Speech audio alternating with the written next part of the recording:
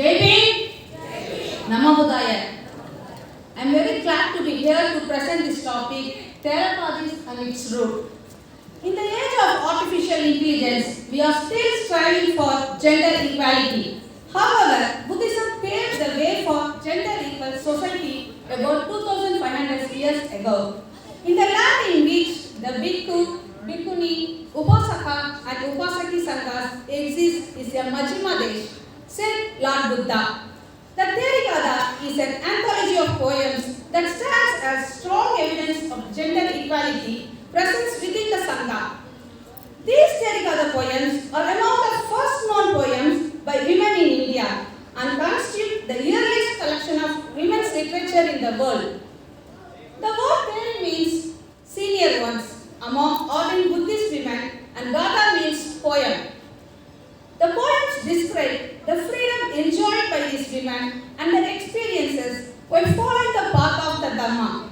The collection includes poems ranging from single verse to as many as 40.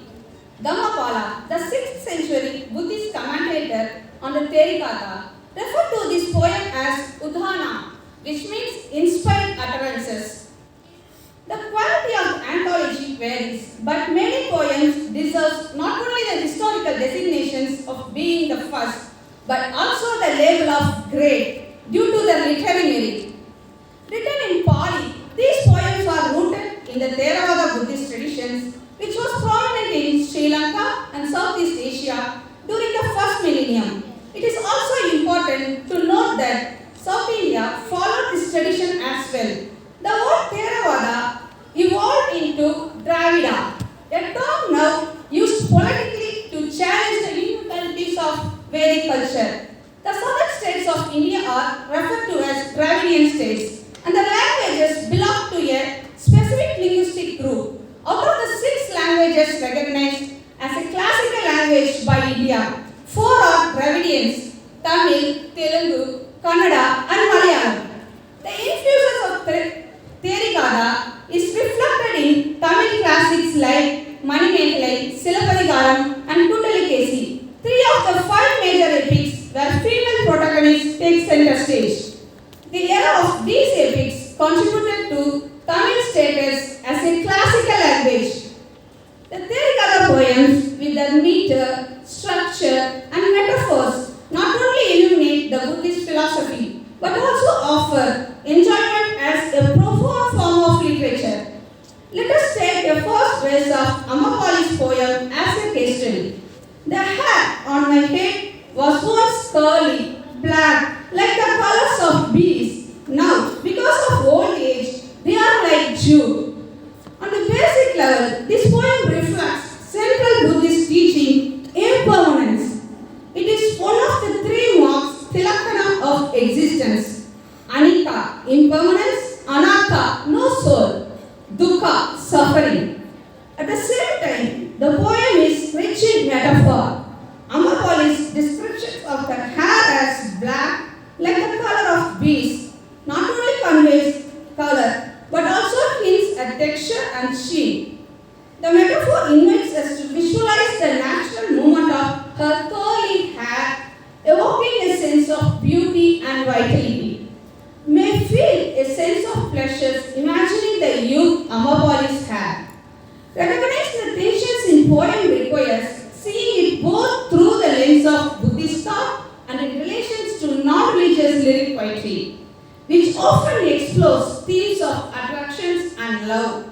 The poem resists being reduced to either perspective. Instead, it celebrates the freedom from conventional way of perceiving oneself, a freedom Amapali expresses in her Udhana. The Therikada poems are crafted with meticulous detail, merging meter, metaphor, and structure with Buddhist philosophy, making them deeply inspiring to read. We know that Therikada as the first recorded collection of poems by free women. But we are not content with this fact alone. We wish to explore the roots of such remarkable literary achievement. The roots are: after Siddhartha Gautama became the Buddha, Mahapajapati Gautami and Yashodhara, along with about 500 women, approached the Buddha to request The spiritual path is a challenging one as it requires individuals to renounce the comforts of family life such as a home and a permanent dwelling. One such lives on alms and sometimes resides in forests. The women seeking ordinations were from royal families and had lived in luxury. From them to leave their palaces and embark on a spiritual path was particularly demanding. This view was shared by many within the Sangha and beyond. However, the Buddha, formerly Siddhartha Gautama, understood the nature of his mother and wife better than anyone else. Siddhartha Gautama's foster mother, Prajapati Gautami, and his wife Yashodhara played crucial roles in nurturing his desire to liberate human beings from suffering. While raising Siddhartha, Gautami was concerned with following the traditional system of grooming a prince. She encouraged him to participate in activities like hunting and other skills that would prepare him to defend his kingdom as a king in future. But Siddhartha often countered her with logic and common sense, which she couldn't refute. For example, when asked to go to hunting, he would question, "Those who go hunting do not target predators like lions or tigers, but rather calm and gentle animals like deer, cat, rabbits. Is this what we call love?" Gautami always enjoyed these intellectual discussions with Siddhartha and supported him as he developed his understanding. The role of a mother is crucial in shaping a child's ability to think, learn, and implement what is right. Gautami believes in Siddhartha's spiritual potential was confirmed by an incident during the Vapamangala, an event where the king, his counselors, and farmers would come together to plough the land with golden, silver, and iron plough respectively. The occasion was festive, with celebrations and entertainment to enhance the atmosphere.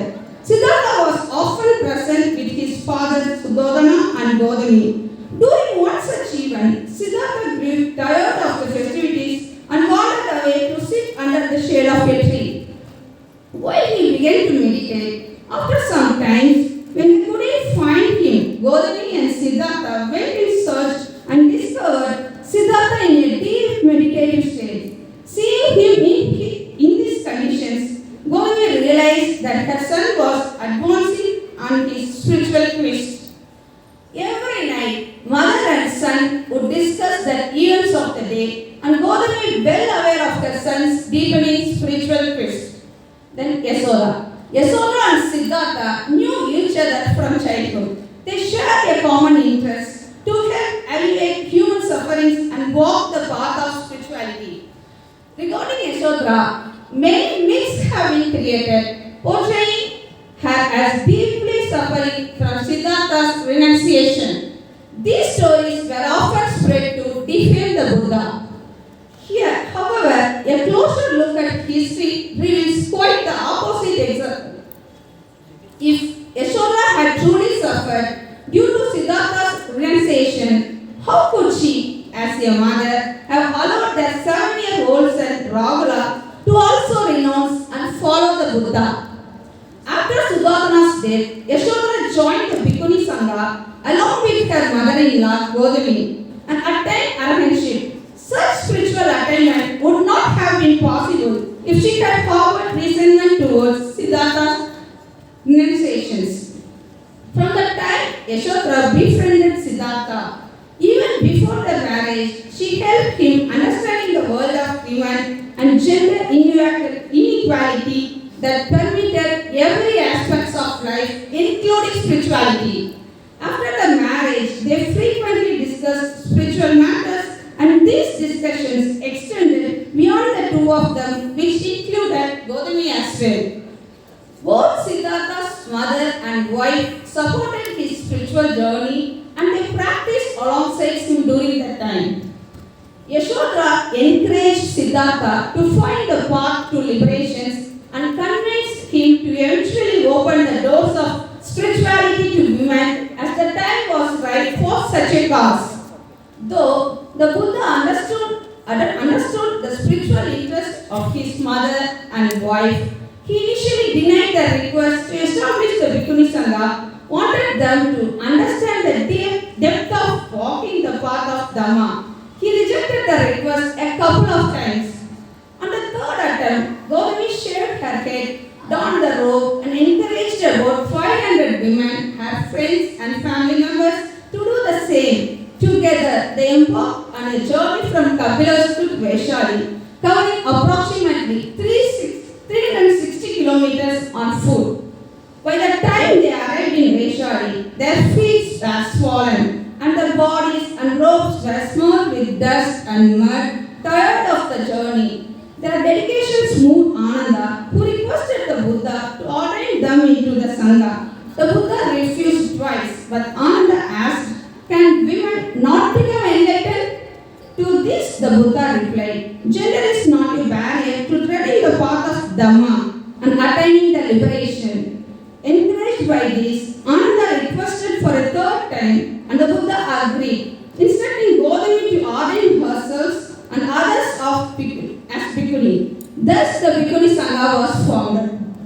The spiritual devotions of both Gautami and Yashodhara not only laid the foundations for the Bhikkhuni Sangha, but also contributed to the creation of the Terikadu, the first anthology of free women's poetry in this land. The time has come to uncover the hidden truths of history and reclaim the spiritual face for women. This conference is a step towards the goal, honoring the legacy of those who walked the least traveled path and made history. Thank you. Thank you for this opportunity.